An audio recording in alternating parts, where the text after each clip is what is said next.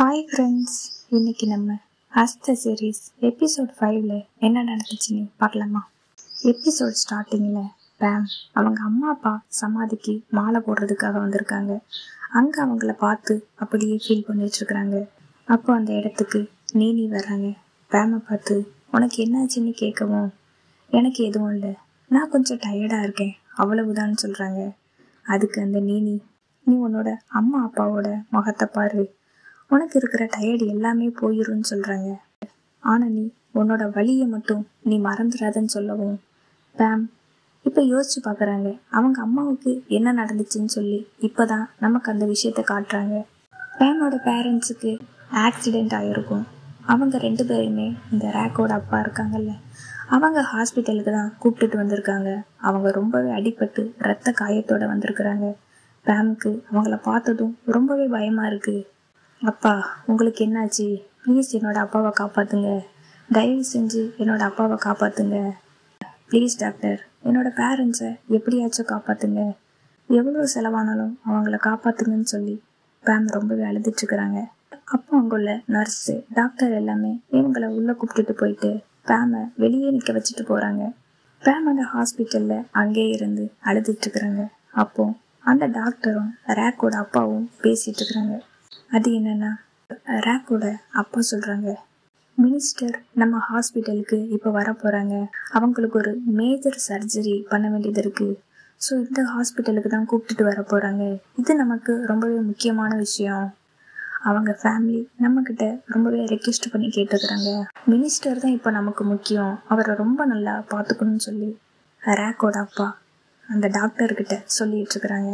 இப்போ நம்ம ஹாஸ்பிட்டலில் ஒரே ஒரு ஆப்ரேஷன் ரூம் தான் இருக்குது. ஆல்ரெடி அங்கே ஒரு பேஷண்ட் வந்துட்டாங்க. இப்போ நம்மளால் அவங்கள பார்த்துக்க முடியாதுன்னு சொல்லவும், அதுக்கு ரேக்கோட அப்பா, இப்போ நமக்கு மினிஸ்டர் தான் முக்கியம், நான் என்ன சொல்கிறேனோ அதை மட்டும் செய், மீதி எல்லாத்தையுமே நான் பார்த்துக்கிறேன்னு சொல்லி ரேக்கோட அப்பா சொல்கிறாங்க. இதை பேம் அங்கேருந்து கேட்டுட்டு உடனே அந்த டாக்டர்கிட்ட வர்றாங்க. தயவு செஞ்சு என்னோட அப்பா அம்மாவை காப்பாற்றுங்க, அவங்க தான் இந்த ஹாஸ்பிட்டலுக்கு ஃபஸ்ட்டு வந்தாங்க, ப்ளீஸ் எப்படியாச்சும் காப்பாற்றுங்கன்னு சொல்லி அந்த டாக்டரோட காலிலே விழுந்து ரொம்பவே அழுகிறாங்க. பேம் அழுகிறத பார்த்து கொஞ்சம் கூட இறக்கமே இல்லாமல் ரேக்கோட அப்பா இவளை பிடிச்சி ஹாஸ்பிட்டலை விட்டு வெளியில் தள்ளுங்கன்னு சொல்லிடுறாங்க. உடனே அங்கேருந்து செக்யூரிட்டி வந்து பேமை பிடிச்சி வெளியில் தள்ளிடுறாங்க. இந்த காரணத்தினால தான் பேமோட அப்பா அம்மாவுமே இறந்துட்டாங்க. இப்போ வீட்டில் பேம் அவங்க பாட்டி 2 பேருமே அதை நினச்சி ஃபீல் பண்ணி அழுதுட்டுருக்குறாங்க. அப்போ அந்த இடத்துக்கு கொஞ்சம் ரவுடி பசங்க வர்றாங்க. உன்னோட அப்பா என்கிட்ட ரொம்பவே கடன் வாங்கியிருக்காங்க, இப்போ அவர் இறந்துட்டாரு, இந்த கடனை எல்லாத்தையுமே நீயும் உன்னோட பாட்டியும் தான் திருப்பி கொடுக்கணும், இல்லைன்னா நாங்கள் என்ன பண்ணுவோன்னு எங்களுக்கே தெரியாதுன்னு சொல்லி அந்த ரவுடி பசங்க இவங்க 2 பேரையும் ரொம்பவே மிரட்டிட்டு போகிறாங்க. அடுத்த நாள் பேம் மறுபடியும் ஹாஸ்பிட்டலுக்கு வராங்க. ரேக்கோட அப்பா முன்னாடி போய் நின்றுட்டு, என்ன உனக்கு தெரியுதான்னு கேட்குறாங்க. நீ தான் என்னோட அப்பா அம்மாவை கொன்னுட்ட, நீ ஒரு கொலைக்காரன்னு சொல்லி பேம் ரொம்பவே கோபமாக பேசுகிறாங்க. அதுக்கு ரேக்கோட அப்பா, நீ வார்த்தையை அளந்து பேசுன்னு சொல்லவும், நான் கரெக்டாக தான் பேசுகிறேன், நான் எந்த ஒரு பொய்யும் சொல்லலை, நீ ஒரு கொலைக்காரன், இங்கே இருக்கிற எல்லாருமே கொலைக்காரங்கன்னு சொல்லி பேம் ரொம்பவே சத்தமாக பேசிகிட்டு இருக்கிறாங்க. அப்பவும் ரேக்கோட அப்பா இவளை பிடிச்சி வெளியில் தள்ளுங்கன்னு சொல்லி அங்கே இருக்கிற செக்யூரிட்டிகிட்ட சொல்லவும், அவனும் பேமை பிடிச்சி வெளியில் இழுத்துட்டு போகிறாங்க. அப்போவும் பேம், இவன் ஒரு கொலைகாரன், இவன் என்னோட அம்மா அப்பாவை கொன்னுட்டான், இந்த ஹாஸ்பிட்டலில் எந்த ஒரு ரூல்ஸையுமே ஃபாலோ பண்ணுறதில்ல, இந்த ஹாஸ்பிட்டலில் ஃபேவரிட்டிசம் பண்ணுறாங்கன்னு சொல்லி ரொம்பவே கத்திக்கிட்டே போகிறாங்க. அடுத்த நாள் மறுபடியும் பேம் வர்றாங்க. இப்போ அவங்க கையில் ஒரு போர்டை வச்சுக்கிட்டு எல்லாருக்கும் தெரிகிற மாதிரி அதை பிடிச்சிக்கிட்டு ஹாஸ்பிட்டல் வெளியிலே நிற்கிறாங்க. அதில் என்ன எழுதியிருக்குன்னா, இந்த ஹாஸ்பிட்டலில் எந்த ஒரு எத்திக்ஸு ரூல்ஸு எதையுமே ஃபாலோ பண்ணுறது கிடையாது, இங்கே இருக்கிற எல்லாருமே கொலைக்காரங்கன்னு தான் அதில் அந்த போர்டில் எழுதிட்டு பேம் அதை பிடிச்சிட்டு நிற்கிறாங்க. அதை ரேக்கோட அப்பா பார்த்துட்டு எதுவுமே சொல்லாமல் அங்கேருந்து காரில் கிளம்புறாங்க. பேமுக்கு ரொம்ப கோவம் வருது. உடனே பக்கத்தில் இருந்த ஒரு கல்லை எடுத்து எரியலான்னு சொல்லி கையை ஓங்கும்போது அந்த இடத்துக்கு நீனி வந்து பேமை தடுக்கிறாங்க. நீ எதுக்கு என்னை தடுக்கிற? நான் அவனோட மண்டையை உடைச்சி ரத்தத்தை பார்க்காம விட மாட்டேன், என்னால் அவனை எதுவுமே பண்ண முடியலை, நான் மீடியா கிட்ட போனேன், ஆனால் அதையுமே பணத்தை கொடுத்து சரி பண்ணிட்டான், இவனை நான் ஏதாச்சும் பண்ணணும்னு சொல்லி அந்த கல் எடுத்து எரிய போகிறாங்க. நீ அதை தடுத்து நீ கொஞ்சம் பொறுமையாயிரு, நான் சொல்கிறத கேளு, அவனை நம்ம வேற வழியில் பழி வாங்கலான்னு சொல்லி பேமை அங்கேருந்து கூப்பிட்டு போகிறாங்க. நீ ரேக்கோட ஃபேமிலி ஃபோட்டோவை எடுத்து பேம் கிட்ட காட்டுறாங்க.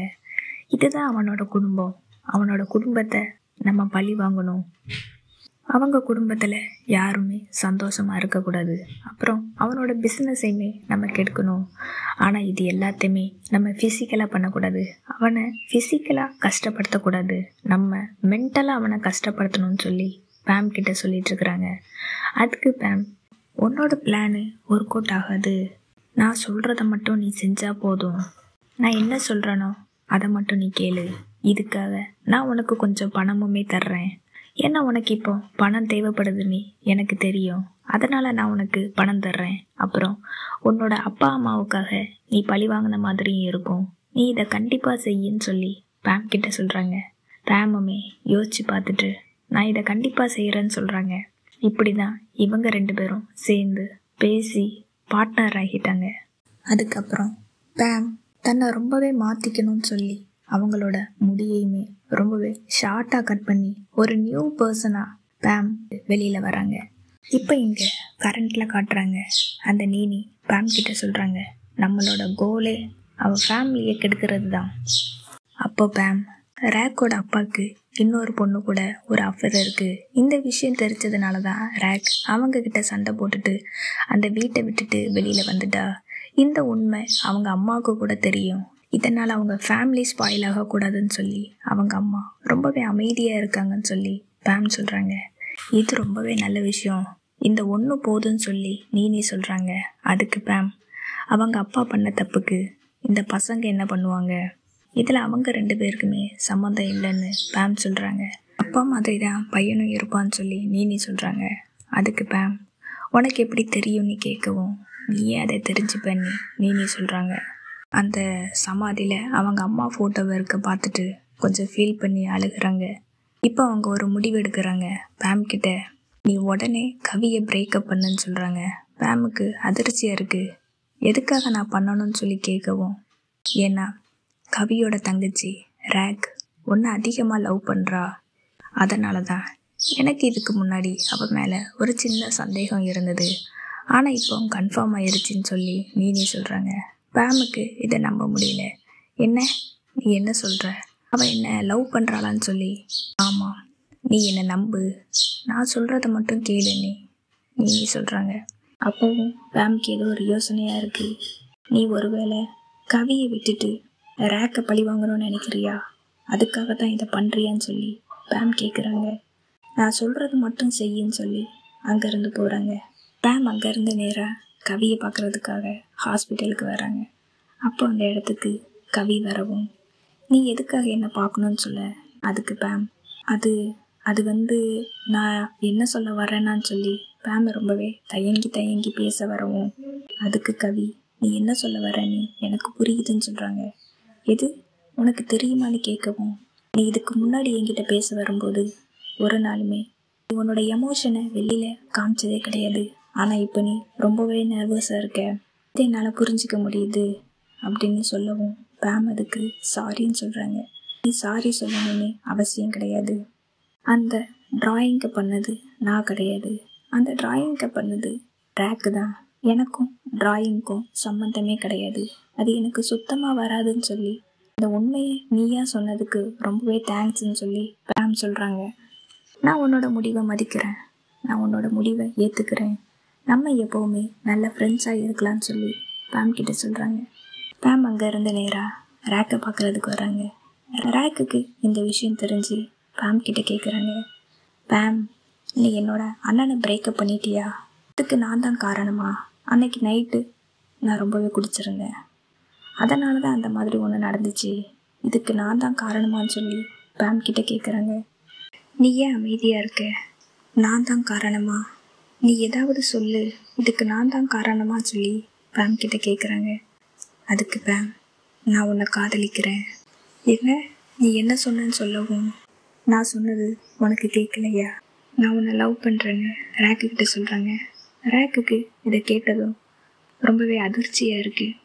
அதுக்கு ரேக், நீ என்னை லவ் பண்ணக்கூடாது, நீ இதை பண்ணக்கூடாது பேம், நீ என்னை லவ் பண்ணக்கூடாது, நம்மளால் லவ் பண்ண முடியாதுன்னு ரேக் சொல்கிறாங்க. அதுக்கு பேம், ஏன் முடியாது, எனக்கு எந்த கவலையும் இல்லை, நான் உன்னை லவ் பண்ணுறேன், நான் உன்கிட்ட பொய்யெல்லாம் சொல்லலை, நீ எப்படி ஃபீல் பண்ணுறியோ அதே மாதிரி தான் நானுமே ஃபீல் பண்ணுறேன். அதுக்கு ரேக், நான் கவியோட தங்கச்சின்னு அழுதுகிட்டே சொல்கிறாங்க. அப்போ பேம், நீ என்ன லவ் பண்ணுறியன்னு ரேக்குக்கிட்ட கேட்குறாங்க. பல நாள் இந்த ஒரு விஷயத்துக்காக தான் வெயிட் பண்ணியிருப்பாங்கல்ல. பேம் அவங்களோட காதலை சொல்லவும் ரேக்குக்கு அழுகையே வந்துடுது. அழுதுகிட்டு, எனக்கு ஒன்று பிடிக்கும், எனக்கு ஒன்று ரொம்பவே பிடிக்கும்னு சொல்லி அழுகிறாங்க. ஆனால் இப்போ நம்மளால் லவ் பண்ண முடியாது பேம் கிட்ட சொல்கிறாங்க. பேம் ரேக்கோட கையை பிடிச்சிக்கிட்டு, நீ கவியை நினச்சி ஃபீல் பண்ணுறியா, நம்ம இந்த லவ்வை கொஞ்ச நாளைக்கு சீக்கிரட்டாகவே வச்சுக்கலாம், நீ இதை இப்போவே யாருக்கிட்டையுமே சொல்ல வேண்டாம், நம்மளோட லவ் தப்பா, ஆனால் நான் ஏற்கனவே கவியை பிரேக்கப் பண்ணிட்டேன். அதுக்கு ரேக், இது இவ்வளோ சீக்கிரம் நடக்கக்கூடாது அப்படின்னு சொல்லவும், அதுக்காகத்தான் நான் சொல்கிறேன், நம்ம இதை சீக்கிரட்டாகவே வச்சுக்கலாம், யார்கிட்டையும் சொல்ல வேணாம். பேம் ரேக்கோட கண்ணை தொடச்சி விடுறாங்க. ரெஸ்டாரண்ட்டில் இவங்க எல்லாருமே ஒர்க் பண்ணிகிட்ருக்குறாங்க.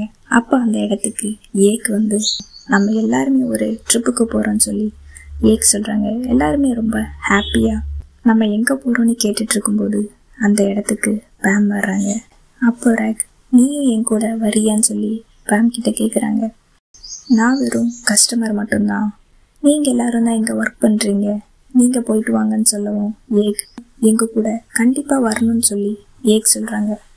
அப்போது நாச்சா, இன்றைக்கி நைட்டு நம்ம எல்லாரும் ஒன்றா ட்ரிங்க்ஸ் பண்ணலான்னு சொல்லி இவங்க எல்லாருமே அந்த பாருக்கு போயிருக்காங்க.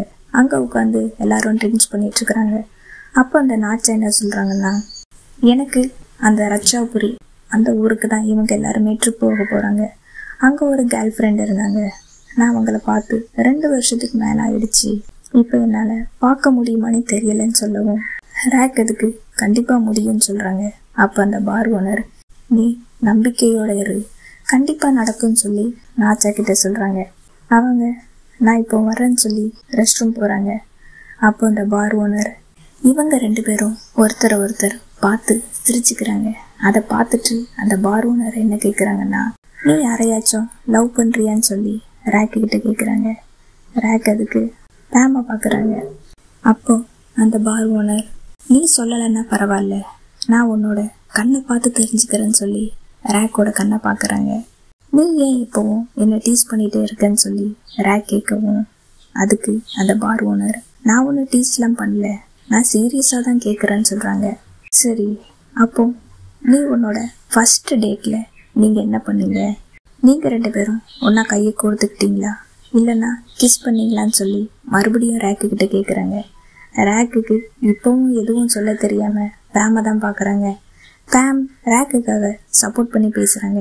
இது அவளோட பர்சனல், அதை எப்படி சொல்ல முடியும்னு பேம் கேட்கவும், அதுக்கு அந்த பார் ஓனர், இப்போ நம்ம கேர்ள்ஸ் மட்டும்தானே இருக்கோம், சொல்லலாமே, அதில் எந்த பிரச்சனையும் இல்லைன்னு சொல்லவும், சரி அப்போ பரவாயில்ல, நான் உன்கிட்ட கேட்குறேன், நீ உன்னோட ஃபஸ்ட்டு டேட்டில் நீங்கள் என்ன பண்ணீங்க. பேம் டேபிளுக்கு கீழே ரேக்கோட காலை டச் பண்ணிட்டு, நாங்கள் கிஸ் பண்ணிக்கிட்டோன்னு சொல்லி உண்மையை சொல்கிறாங்க.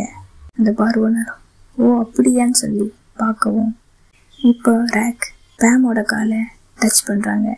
இவங்க 2 பேரும் ஒருத்தரை ஒருத்தர் பார்த்து சிரிச்சுக்கிறாங்க.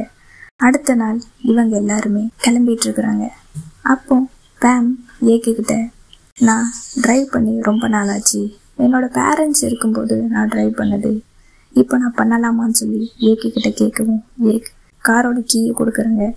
இவங்க எல்லாருமே காரில் ஏறி உட்காந்து போயிட்டுருக்குறாங்க. பேம் ரொம்பவே அழகாக ஸ்மூத்தாக காரை ட்ரைவ் பண்ணிகிட்ருக்குறாங்க. அதை பார்த்துட்டு எல்லாருமே, நீ ரொம்பவே நல்லா ட்ரைவ் பண்ணுறேன்னு சொன்னாங்க. அதுக்கு அந்த நாச்சா, நீ ட்ரைவ் பண்ணுறது எனக்கு அப்படியே தூக்கம் வருதுன்னு சொல்லி அவங்க எல்லாருமே தூங்கிடுறாங்க.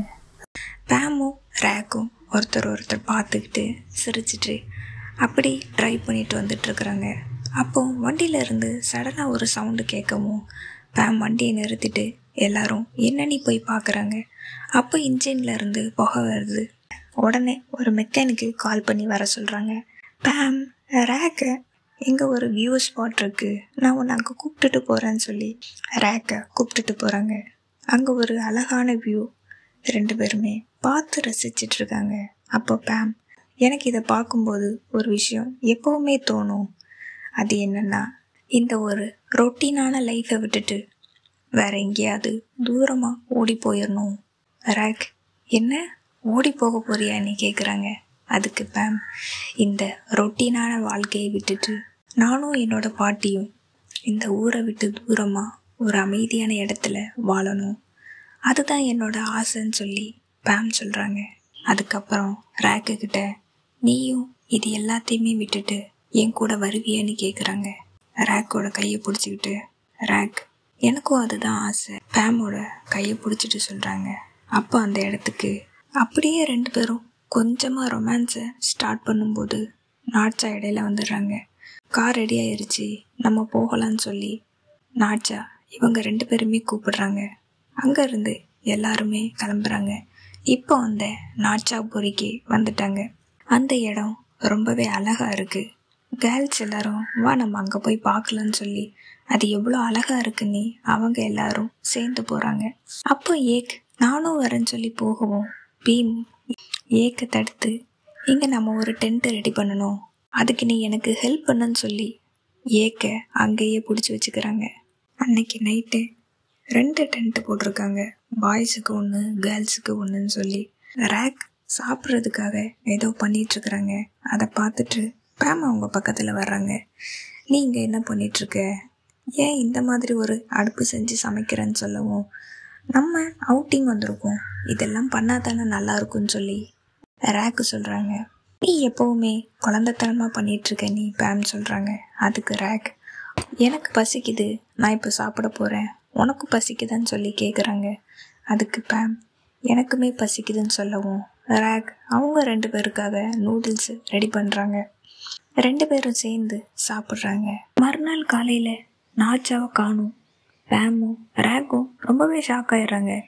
ஏக்குக்கிட்ட வந்து சொல்கிறாங்க, நாட்சாவை நேற்று நைட்டில் இருந்தே காணும், அவள் நேற்று நைட்டு டென்த்துக்கே வரலைன்னு சொல்லி எல்லாருமே ஒன்றா சேர்ந்து நாட்சாவை தேடி போகிறாங்க.